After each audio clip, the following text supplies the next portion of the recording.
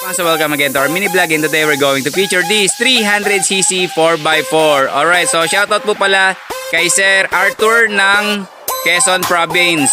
Sir, nandito na po yung unit mo. Check lang po natin yung kanyang mga feature. Check natin ilaw. Okay, this is the low and high. Yan, low. Yan, high. Okay, off. Okay, signal light. Kabila. Ayan, tapos busina. Okay, try naman po natin yung kanyang winch. Okay, yan po pag na yan. Okay, hatak. Ayan, hatak. Ayan, so ito po yung winch. Ayan, pasok. Ayan. Okay sir, so gumagana. Now let's try naman po ang ating forward. Start natin. Ayan, so let's go forward.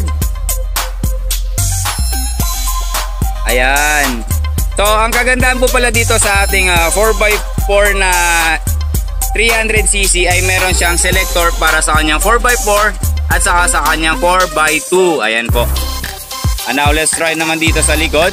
Yan po, naka-taillight na po yan. So, i-try naman natin ang kanyang signal light. Okay, kabila.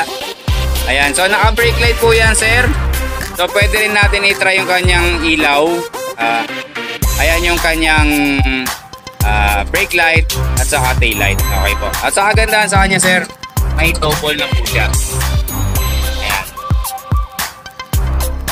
Ayan. So, let's go backward. Okay. Ayan po.